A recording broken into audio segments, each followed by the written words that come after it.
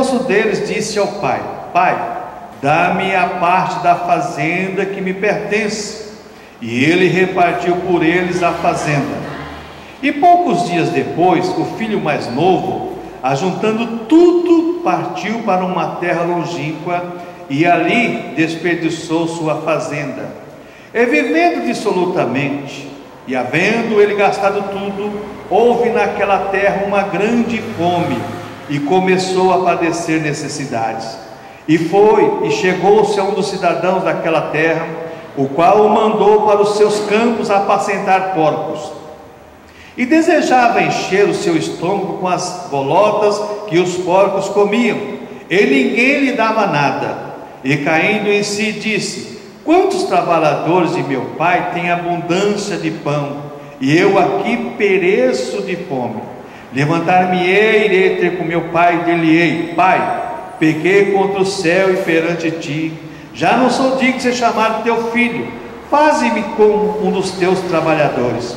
E levantando-se foi para o seu pai, e quando ainda estava longe, viu seu pai e moveu-se de íntima compaixão, e correndo lançou-se-lhe ao pescoço e o beijou. E o filho lhe disse: Pai, pequei contra o céu e perante ti, e já não sou digno de ser chamado teu filho. Mas o pai lhe disse aos seus servos: Trazei depressa a melhor roupa, e vesti-lhe, e pôr-lhe um anel na mão e sandálias nos pés. E trazei o bezerro cevado, e matai, e comamos e alegramos, porque este meu filho estava morto e reviveu, tinha se perdido e foi achado. E começaram a alegrar-se. E o seu filho mais velho estava no campo. E quando veio e chegou perto da casa, ouviu a música e as danças. E chamando um dos servos, perguntou-lhe que era aquilo. E ele disse: Veio teu irmão, e teu pai matou o bezerro cevado, porque o recebeu são e salvo. Mas ele se indignou e não queria entrar. E saindo o pai estava com ele. Mas respondendo ele, disse ao pai: Eis que te sirvo há tantos anos, e nunca transgredi um dos mandamentos, e nunca me deste um cabrito para alegrar-me com os meus amigos. Vindo, porém, este teu filho, que desperdiçou a tua fazenda com as meretrizes, mataste-lhe o bezerro cevado. E ele disse: Filho, tu sempre estás comigo, e a todas as minhas coisas são tuas.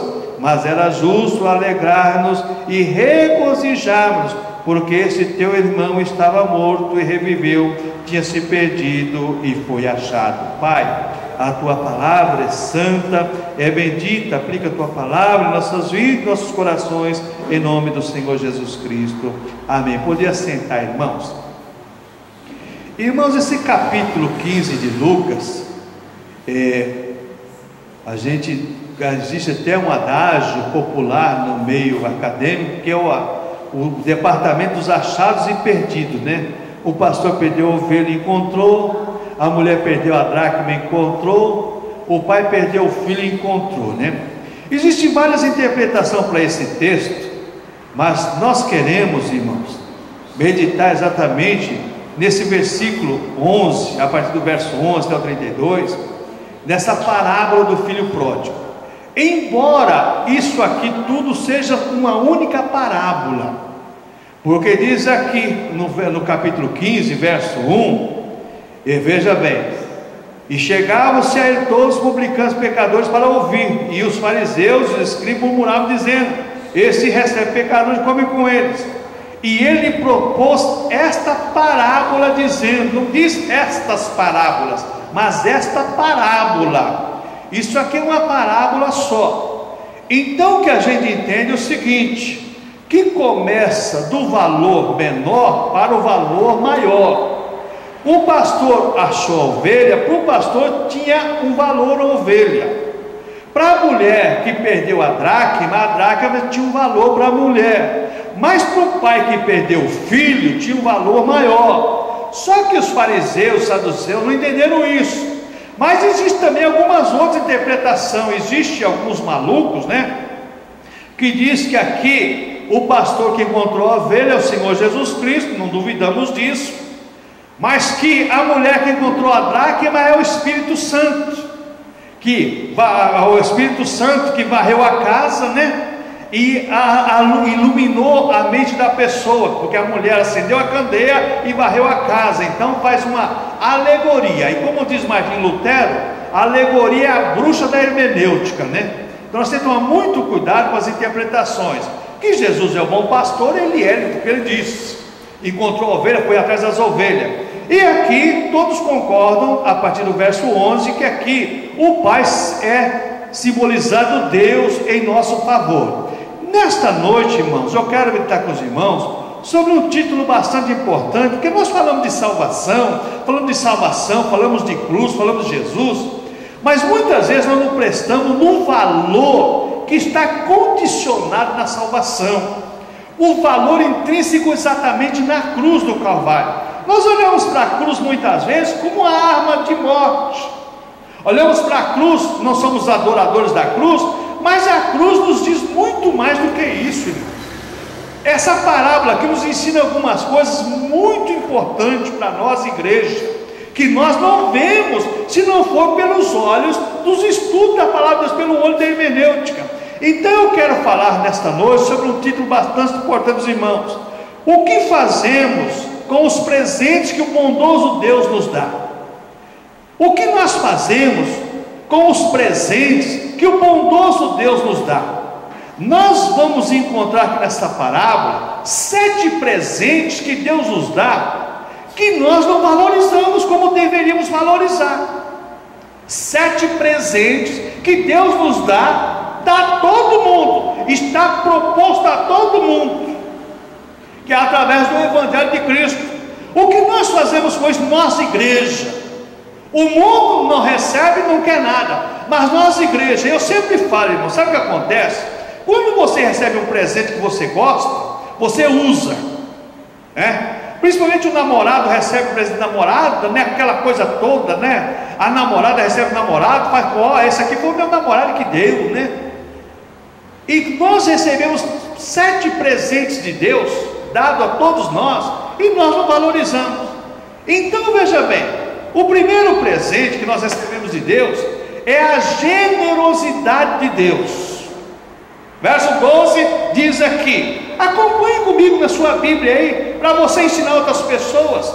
Olha o que diz aqui, verso 12: o mais moço disse ao pai: Pai, dá-me parte da fazenda que me pertence. E ele repartiu por eles a fazenda.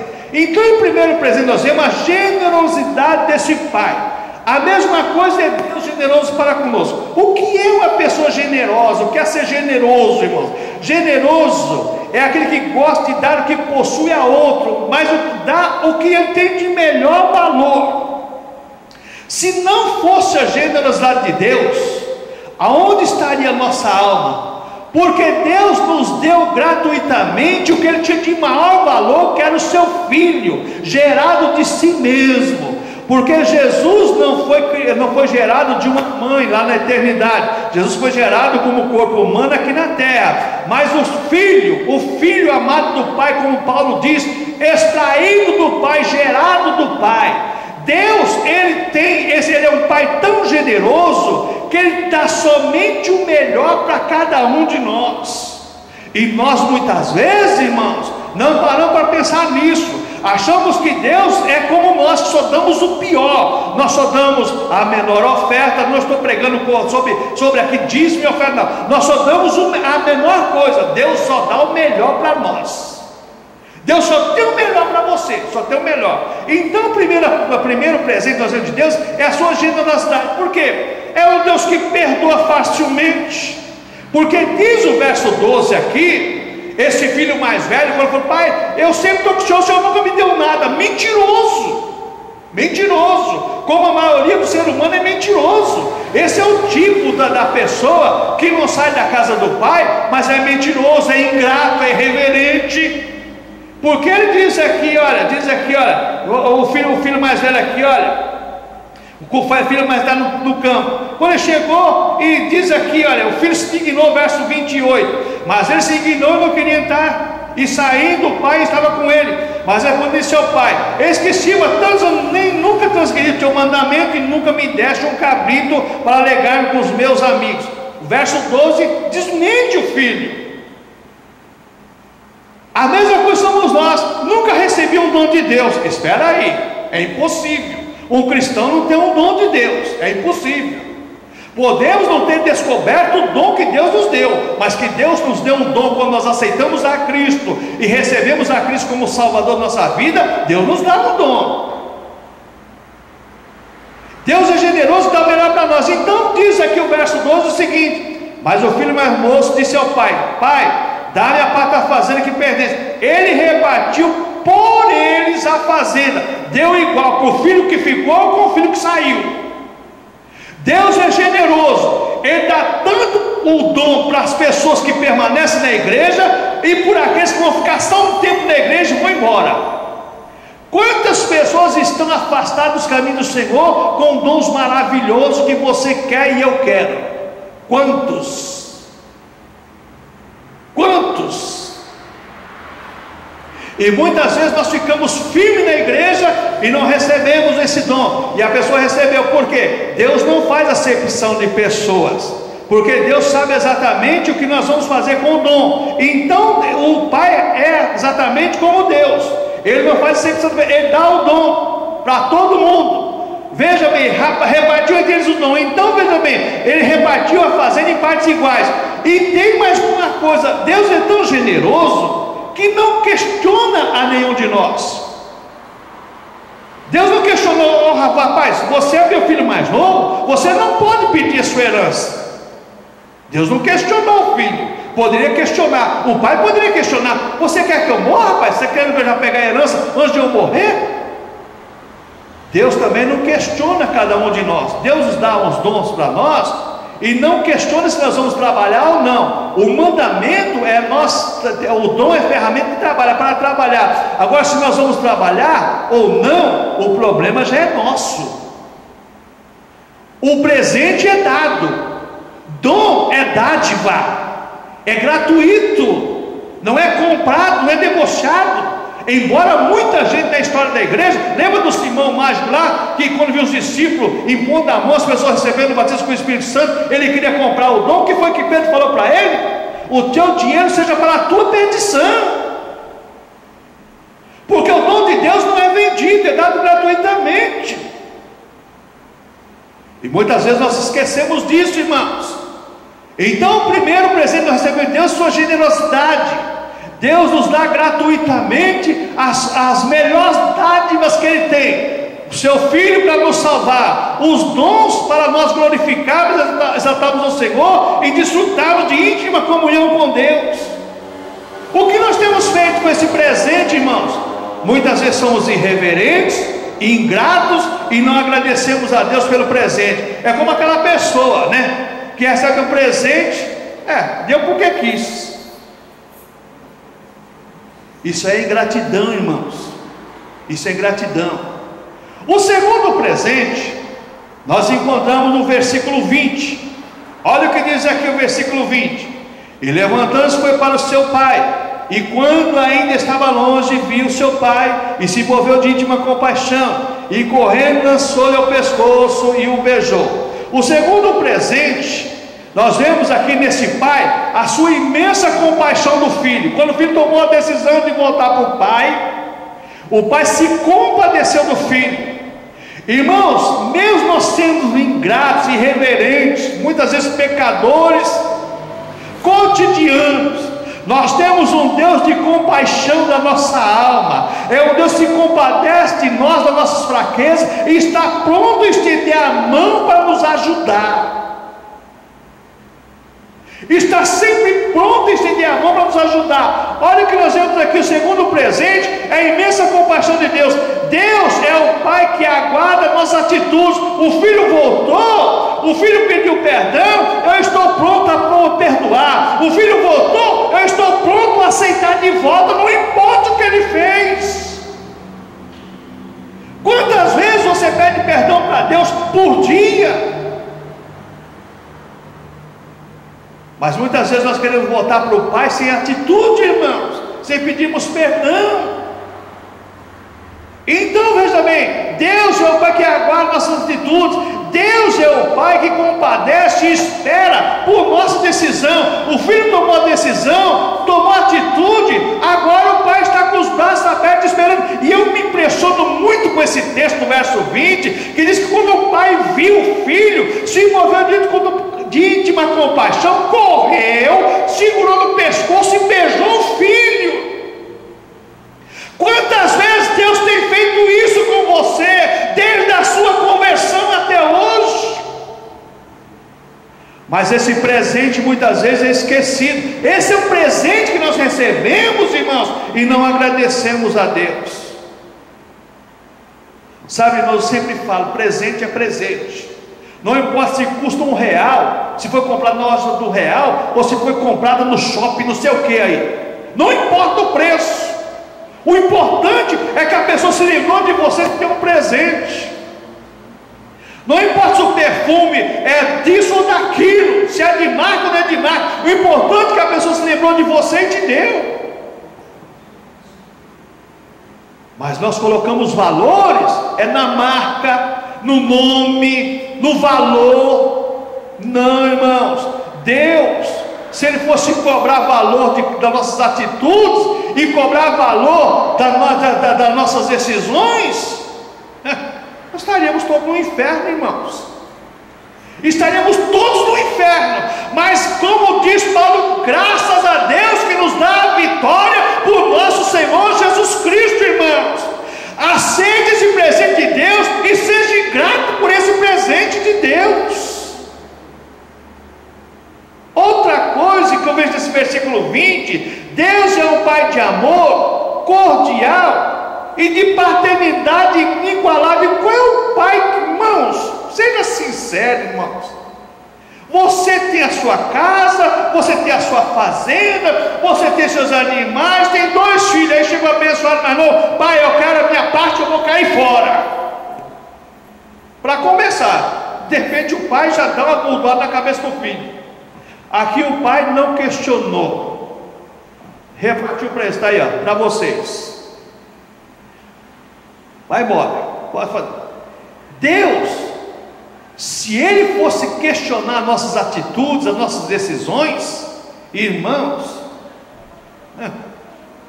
é como aquela pergunta feita para Jesus: são muitos que se salvam? Jesus só responde assim: lembrava do dia de Noé. Só respondeu isso. Irmãos, eu sempre falo, se Deus usasse na pessoa de Cristo os atributos divinos, como usou até, veja bem, até contra Ananias e Safira, não existia um ser humano vivo hoje na igreja. Deus usou na pessoa de Jesus Cristo, veja bem, os atributos humanos para perdoar o ser humano. Por isso Jesus é chamado Filho do Homem. Agora já pensou se Deus fosse usar os atributos divinos contra o ser humano? Não, Deus usa só os atributos divinos em favor do ser humano, não usa contra. Porque se Deus fosse usar os atributos divinos na pessoa de Jesus Cristo contra o ser humano, não existia ser humano na terra. Mas Deus usa os atributos divinos em favor do ser humano. Isso aqui nos mostra claramente isso, irmãos. E muitas vezes hoje, irmãos, vocês vão ver sempre eu pregar sobre salvação, porque a obra da igreja é pregar salvação. Mas todos aqui são salvos, glória a Deus por isso. Mas preservar a salvação, como dizia um teólogo do século XVI, a oração é adubada e regada. É adubada com oração. A salvação é adubada com oração e regada com lágrimas. É choro e oração que você persevera na salvação. Mas muitas vezes nós esquecemos exatamente que esse Deus é um Pai de amor cordial, paternal e inigualável. Não existe um Pai como esse Deus. Jesus está mostrando aqui para os fariseus, para os saduceus, para os doutores da lei, a diferença que existia entre o Pai deles, o credo deles, e o Pai de Jesus Cristo, o Deus nosso Salvador. Irmãos, não despreze, não rejeite esse presente de Deus. Esse Deus que que é um Pai de imensa compaixão.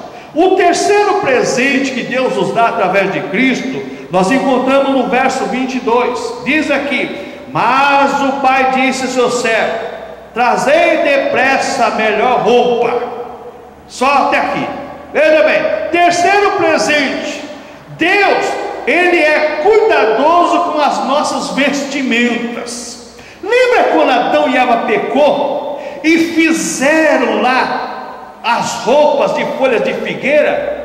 E Deus falou assim, matou o cordeiro, pegou a pele do cordeiro para vestir Adão e Eva. O homem sem Deus, ele está despido diante de Deus. Presta atenção nisso. O homem sem Deus está despido diante de Deus, está nu diante de Deus. O homem com Jesus Cristo, através de Cristo agora, ele é vestido diante de Deus.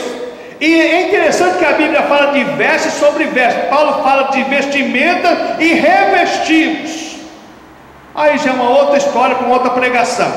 Mas aqui no texto, eu lembro que o pai se preocupou de trazer depressa a melhor roupa. Veja bem, o terceiro presente, Deus tem cuidado com as nossas vestimentas. Primeiro, possui sempre a melhor roupa.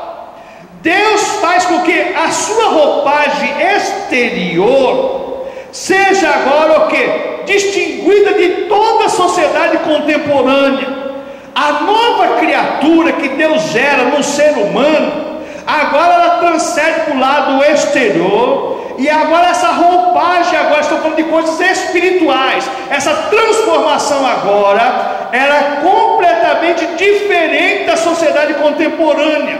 É por isso que o cristão é diferente em qualquer lugar e em qualquer situação. Se não for Deus fazer isso em nossas vidas, vamos ser todos iguais. Mas Deus, a primeira coisa que Ele faz, Ele está preocupado com as nossas vestimentas. Então Ele tem a melhor roupa. Qual é a melhor roupa, pastor? Espiritual. Transforma você, tira aquela capa do pecado e coloca uma capa do céu. Nova criatura, nova vida, nova pessoa, novo caráter. Outra coisa que eu vejo aqui nesse terceiro presente, não nos veste com roupagem simples, é sempre a melhor. Olha o que o pai diz aqui no verso 22: trazei depressa a melhor roupa. Deus não te dá coisa insignificante, nem de nenhum valor, não. Deus tem o melhor para mim e para a tua vida espiritual, irmãos. Mas nós não valorizamos as vestes da salvação. As vestes da salvação hoje se tornam muitas vezes insignificantes para muita gente, principalmente nessa época do fast food da fé, do delivery, né? Dos grandes eventos em nome de Deus. Mas, irmãos, Deus tem para a sua igreja a melhor roupa, e essa melhor roupa é como diz Paulo em Efésios capítulo 1 verso 3: bendito Deus e Pai nosso Senhor Jesus Cristo, que nos abençoou com todas as bênçãos espirituais nas regiões celestiais em Cristo. Você sem Cristo, você está despido, está nu diante dos demônios, mas você através de Cristo, você está vestido de Cristo, revestido de Cristo, e o demônio não tem autoridade sobre a tua vida. A pessoa sem Cristo está à mercê de Satanás, mas a pessoa com Cristo está vestida, está revestida de Cristo. Outra coisa que eu vejo nesse versículo 22 é que todos nós recebemos vestimentas iguais. Aqui não diz de várias roupas, você traz a melhor roupa. A salvação é igual para todos na pessoa de Jesus Cristo. Agora cada um, irmão, fala a verdade. Você ganha um terno que você gosta, você vai usar sempre. Você ganha um terno que você não gosta, você não vai usar, ou vai encostar lá, ou vai jogar fora. Ganha uma camisa, uma calça, não importa o que você ganhou. A salvação, as vestes da salvação é a mesma coisa. Se eu gosto de ter uma vida com Deus, eu sempre vou cuidar das minhas vestes. E o que é que lava as vestes da salvação? É a palavra. A Bíblia Sagrada, a palavra de Deus é chamada de, tem um dos símbolos da palavra de Deus é água. A água é para lavar a nossa alma. A palavra é para lavar nossa alma. O que é que lava as nossas vestes espirituais? É a palavra. Jesus falou para os discípulos em João 15:3: vós estáis limpos pela palavra que vos tenho dito. Agora a pessoa é liberta em Cristo, é salva em Cristo, recebeu esse presente do Pai Celestial e não gosta da palavra. Rapaz, alguma coisa está errada com você. Não é com a palavra de Deus, não. Está errada com você. É você que está errado no negócio aí. Porque as tuas vestes, irmãos, fica uma semana toda com a camisa. Fica. Sem contar os outros, utensílio que a gente usa, que se você usar mais de um dia, misericórdia. Precisa lavar. A mesma coisa a salvação do cristão, é lavado pela pregação, pela palavra. É a palavra que lava, que limpa, é a palavra que conduz, é a palavra que nos orienta. E essa dádiva Deus deu a todos nós. Então o terceiro presente que nós temos aí é que Deus tem cuidado com as nossas vestimentas, nos dá a melhor vestimenta. Mas só que essa vestimenta, para ser preservada limpa, quem vai preservar é a palavra de Deus. Outra coisa que nós vemos aqui, veja bem, no versículo 22, o quarto presente. No verso 22 eu vejo o primeiro presente: trazer depressa a melhor roupa e vestir, e pôr-lhe um anel na mão. Outra tradução diz sinete, não importa se é sinete, se é anel. Então o quarto presente é um anel ou sinete. O que significa? Anel é homenagem ou a posse de uma graduação. Olha, veste meu filho com a melhor roupa e coloca agora um anel no dedo dele. O que isso quer dizer, pastor? É um símbolo de autoridade agora concedida. A pessoa foi graduada na faculdade, coloca aquele anelzão para se aparecer. Aqui Deus está dizendo para os empregados, para todo mundo: eu coloquei o meu anel sinete na mão do meu filho e dei autoridade a ele. Deus te salvou, Deus te passou com o Espírito Santo, Deus te deu dons, te deu autoridade para pisar serpente, escorpião, porque Deus é na tua vida através do Espírito Santo. Sabe o que nós fazemos com esse presente? Empacotamos, jogando na lata do lixo. Vamos atrás da profeta, do bispo, do apóstolo, não importa de quem demônio seja, mas o presente que Deus nos deu está lá na lata do lixo. O que você está fazendo com esse presente? Deus te deu o anel, selou. Você acha que Jesus falou assim: aqui está nas minhas mãos, de maneira nenhuma lançarei fora, e das minhas mãos ninguém tira.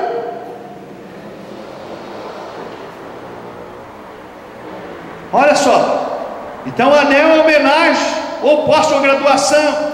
Anel sinete é um símbolo de autoridade concedida para nós. Deus concedeu autoridade, Ele nos deu autoridade e poder. Jesus falou para os discípulos e fala para a igreja: olha o presente que Deus te deu, autoridade e poder. Outra coisa que eu vejo aqui nesse verso 22, sabe o que é, irmãos? Anel sinete falando da autoridade. A nós transferido, Jesus transferiu a autoridade dele para a sua igreja. Não é para um homem só, não, irmãos. Hoje tem os imbecis pregando aí e ensinando ao rebanho que ele recebeu a autoridade de Deus. Se você não recebeu a autoridade de Deus, você não é crente, você não faz parte da igreja de Cristo. Porque todos que aceitam a Cristo como Senhor da sua vida e são cristãos, recebeu de Deus autoridade e poder.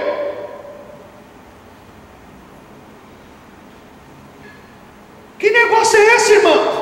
Agora, se Deus é exclusivista, então Deus colocou autoridade sobre o pastor. Que é isso, rapaz? Para com isso. Deus dá autoridade para a sua igreja, é a igreja de Deus, é o corpo de Cristo aqui na terra. E tem mais uma coisa: Cristo é o cabeça da igreja, não tem cabeça, o cabeça é Cristo.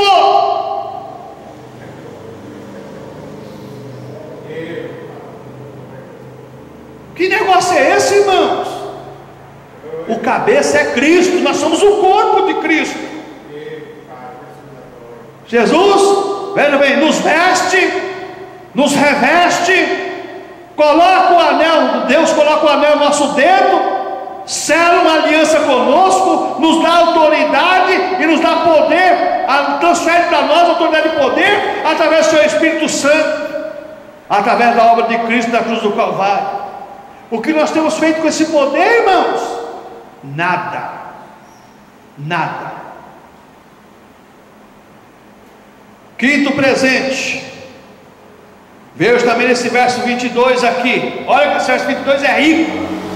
Primeiro presente é a melhor roupa, segundo presente é o anel, o sinete, mas o terceiro põe um anel na mão e sandália nos pés. Paulo escreveu aos Efésios para exatamente as armaduras de Deus, calçados os pés com a preparação do Evangelho da paz, preparação do Evangelho da paz. Então esse quinto presente, Deus calça os nossos pés. Jesus falou que se um cego guiar outros cegos, os outros vão cair ambos no barranco. Os nossos pés, o salmista diz no Salmo 119, verso 105: lâmpada para os meus pés é a tua palavra, e luz para o meu caminho. Deus nos salvou, fez uma aliança conosco, nos deu autoridade, só que Ele calçou os nossos pés. O calçado agora é a preparação do Evangelho, é o Evangelho de Cristo. Então veja bem, esse quinto presente, quando Deus calça nossos pés, sem Deus estamos completamente descalços neste mundo. Lembra aquelas pessoas que foram expulsar demônio pelo nome do Deus de Paulo? O que aconteceu? Levaram uma surra e saíram correndo.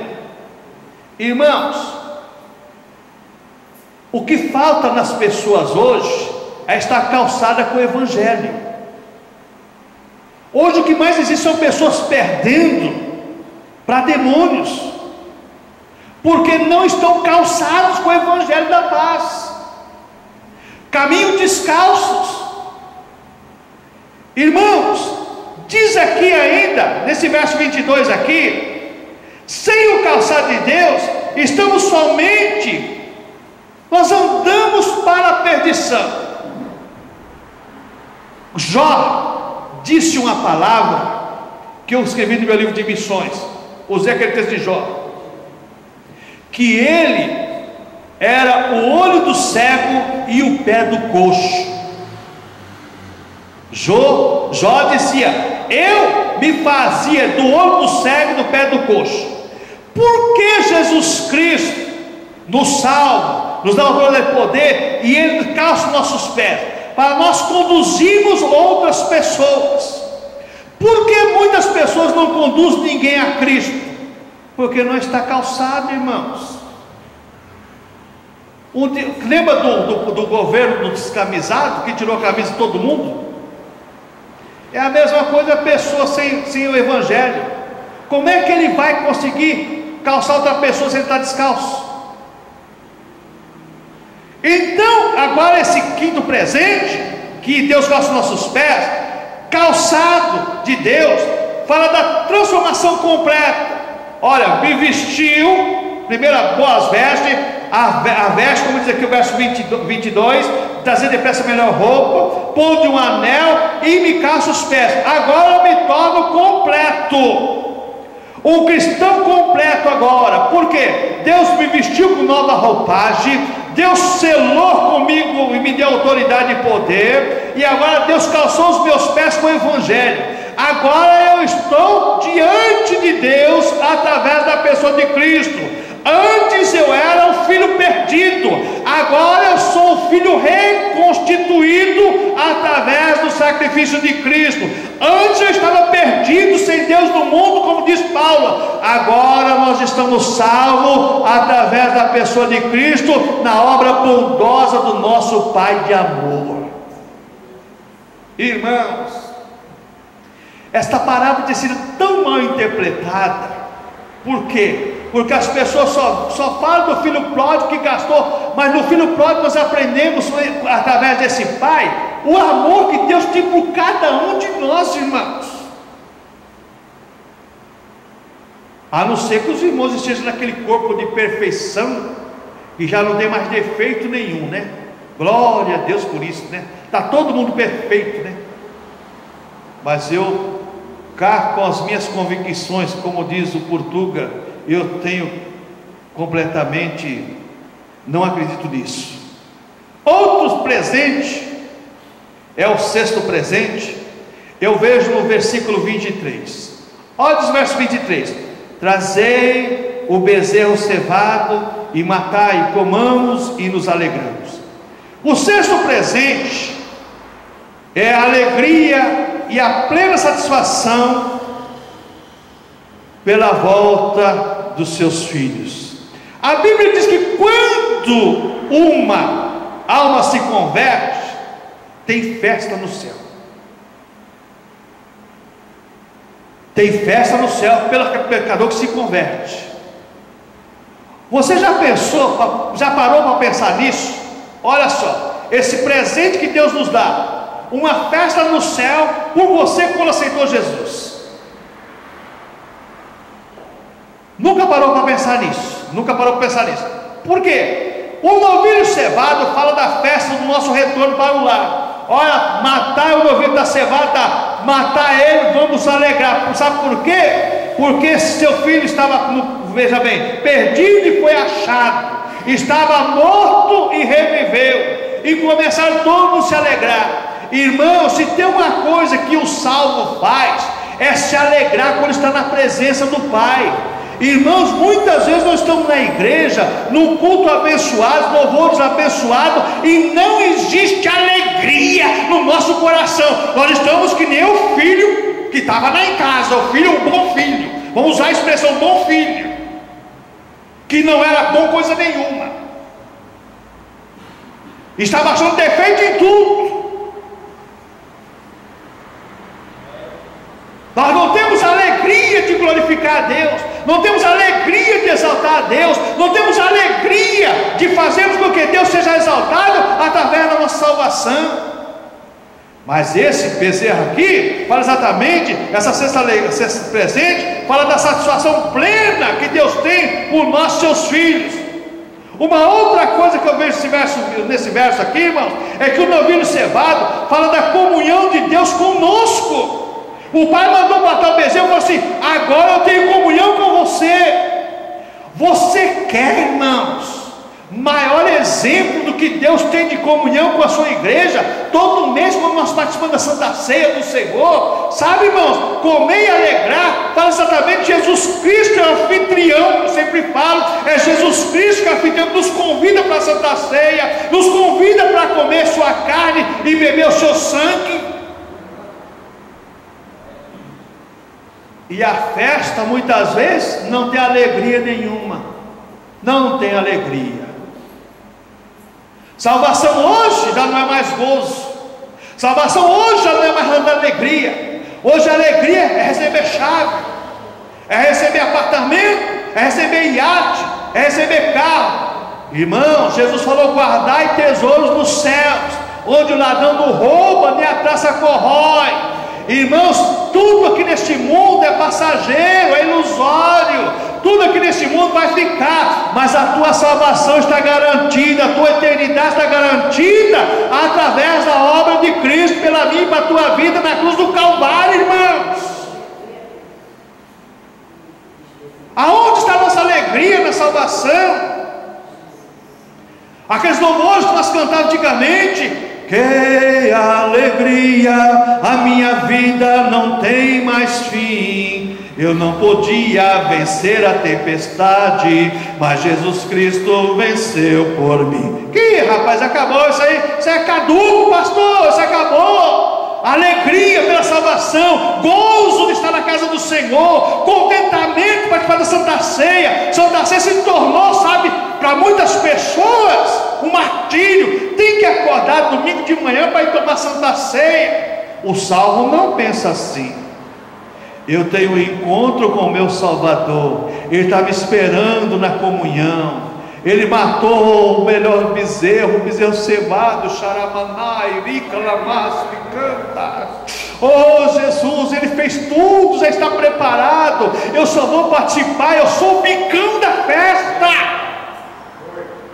Oh irmãos, aonde está a nossa alegria nisso tudo? Comer e nos alegrarmos, comer na presença do Senhor, nos alegrar na presença do Senhor. O sétimo presente que eu encontro nesse texto, encontro no versículo 32. Mas era justo alegrarmos e regozijarmos, porque esse teu irmão estava morto e reviveu, tinha se perdido e foi achado. O sétimo presente é o encontro de Deus conosco. Talvez você não valorize a tua salvação como deveria ser valorizado, mas esse presente, quando Deus vem ao nosso encontro, Jesus falou: se não fosse vós que escolheste a mim, mas se eu vos escolhi a vós outros. Comece a pensar quantas pessoas estão indo para o inferno nesse momento, quantas pessoas estão indo para o inferno durante a sua vida, quantas pessoas você conheceu que estão no inferno, você está indo para o céu. Onde está a sua alegria? Esse presente que Deus te deu, não é porque você é melhorzinho, porque você é escolhido, porque você é eleito, porque você é predestinado, não, é porque Deus veio ao teu encontro. Deus veio ao teu encontro, irmão. Da onde Deus te tirou, rapaz? Aonde está a sua alegria nisso? O pai diz assim: mas era justo alegrar-nos e regozijar, porque o texto de teu irmão estava morto e reviveu, despedido e foi achado. Então, certo presente é o encontro de Deus conosco. Deus se alegra na salvação e nós temos que nos alegrar com a nossa salvação. Para muita gente, irmãos, hoje, passar uma semana na casa do Senhor, terça, quinta, sábado, domingo, misericórdia, irmão, vou me tornar franciscano. Todo dia na igreja é um martírio. Mas o salmista diz: mais vale um dia nos teus átrios do que outras partes mil. Mas agora vem o principal: preferiria eu estar à porta dos teus átrios do que em outras partes. O salmista diz assim: eu prefiro estar à porta da igreja do que em qualquer outro lugar. Esse é o valor que o salvo dá para a salvação, dá para a sua comunhão com Deus, para a sua alegria com Deus. Então, certo presente, esse encontro de Deus conosco, Deus nos justifica diante de todos agora. Deus está falando para todo mundo agora aqui, ó, para o filho, para os empregados, para todo mundo, ó. Mas era justo nos alegrarmos, nos regozijar, porque esse irmão estava morto, e foi achado. Deus nos justifica diante de todos agora. Existe uns sem conhecimento de causa. Irmãos, Deus olhando do céu não viu o justo. Não viu se você não é cristão, porque se você é cristão, a primeira coisa que Deus faz é te justificar. Paulo escreveu aos Romanos, capítulo 5, diz assim: justificado, pois mediante a fé temos paz com Deus. Quando você recebe de Deus, quando você tem um encontro com Deus, você recebe as vestes de Deus. Deus faz uma aliança com o seu anel, com o seu cinete com você, e calça os teus pés. Você está justificado diante de todos, dos principados, dos anjos, dos céus, da terra. Você está justificado, você é justo diante de Deus, não pelas tuas obras, mas pelas obras de Cristo, porque Deus pega o sacrifício de Cristo e imputa a nós, e os nossos pecados coloca no sacrifício de Cristo. Deus nos justifica diante de tudo. Todo pai está falando assim: ó, era justo, acabou, não vai ter mais discussão. Eu justifiquei meu filho, ele fez a coisa errada, mas eu perdoei, está justificado. É interessante que aqui podemos abranger muito a mensagem. Aquelas pessoas que fazem um monte de coisa errada a vida toda, e quando alguém faz alguma coisinha errada na igreja, a pessoa já quer degolar o pescoço, né? Já corta, joga na guilhotina, manda embora. Se Deus fizesse assim com ele, hein? Já pensou? Para pensar um pouquinho. Isso não dá margem para nós fazer coisa errada, não é isso não. Mas não podemos também ser como esse filho, que o bom filho que ficou em casa, não, que não era bom filho coisa nenhuma, mentiroso, odioso, odiava o próprio irmão, não recebeu o irmão como deveria receber, não. Outra coisa que eu vejo nesse certo presente é que Deus nos defende de todas as acusações. O filho acusando, todo mundo acusando, mas Deus diz assim, ó: mas era justo, alegado, regozijado, porque teu irmão estava morto, reviveu, tinha perdido, foi achado. É Deus, veja bem, Ele nos justifica e Deus nos defende de todas as acusações. O diabo pode tentar te acusar, como diz Apocalipse 12, que nós temos um acusador diante de Deus que nos acusa dia e noite. Mas as acusações falsas e mentirosas do diabo, Deus não vai aceitar, porque Deus é verdadeiro e justo, e Ele conhece a cada um de nós, irmãos. Deus nos defende diante de todas as acusações. Lembra de Martinho Lutero quando estava morrendo? E Satanás se apresentou para Lutero e disse assim: olha, você era um bebedor de vinho, rapaz. Lutero disse assim: mas o sangue de Cristo me libertou, me salvou. Você foi um adúltero, mas o sangue de Cristo me salvou. Mas você fez isso, mas o sangue de Cristo me remiu. Satanás acusa dia e noite a cada um de nós, mas Deus nos justifica. A igreja de Deus é justificada diante dos principais potestades. E o que nós fazemos com isso, irmãos? Irmão, eu sou menorzinho. O arrogante não fala assim: eu sou o menorzinho da casa de Jessé. Ô arrogante. O menorzinho da casa de Jessé foi o rei Davi, né? Era o menor que estava no campo. Está dizendo assim: eu sou maior que Davi. Não, irmãos, nós somos salvos pelo sangue de Cristo, remidos por Cristo e vitoriosos através da obra de Cristo. E eu vejo nesse sétimo presente uma última coisa: na casa do Pai sempre haverá lugar para os que tomam a decisão certeira. O filho estava perdido, a Bíblia diz que ele desejava comer as bolotas e não tinha ninguém que dava bolota. Ele queria comer a comida dos porcos e não tinha comida de porco para comer. Mas na casa do Pai tem comida, na casa de Deus tem alimento, na casa de Deus tem bênção, na casa de Deus tem vitória, na casa de Deus tem solução para os problemas, irmãos. Acabou o problema do filho pródigo, como é chamado, voltou para a casa do pai, o pai recebeu, o pai o abraçou, o pai fez uma aliança com ele, o pai deu a bênção. Como dá para mim e para a tua vida? Qual é a decisão que nós tomamos diante disso tudo, irmãos? Em primeiro lugar, concluindo, o coração de Deus, nosso Pai, está sempre cheio de misericórdia. Você não encontra misericórdia no ser humano, não. Mas o coração de Deus está sempre cheio de misericórdia. O ser humano, ele é odioso e odeia por natureza, mas Deus é a essência do amor. É por isso que ele é misericordioso. Segundo lugar, na conclusão, os braços de Deus, nosso Pai, estão sempre abertos e estendidos para nós. O filho menino foi de encontro, abraçou o pescoço e beijou o filho. Não importa o que você tenha feito, o que você faça, o importante é que a sua decisão de se aproximar de Deus, Deus virá ao teu encontro.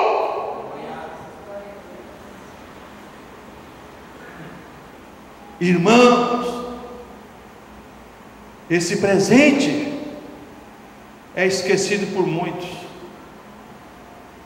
E concluindo, os pés de Deus, nosso Pai, está sempre pronto para acorrer ao nosso encontro. A Bíblia diz aqui, olha aqui, versículo 20: e levanta-se foi para seu pai, e quando ainda estava longe, viu o pai, e meu vestido com compaixão, e correndo, lançou seu pescoço e o beijou. Os pés de Deus correm para nos alcançar. E os seus pés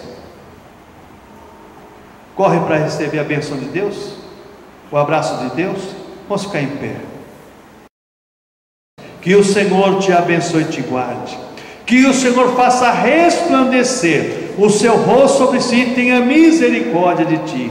Que o Senhor sobre ti levante o seu rosto e te dê a paz. Que o grande amor do Deus Pai, a graça salvadora do Senhor Jesus Cristo, as divinas consolações do Espírito Santo sejam conosco para todos sempre. Então digam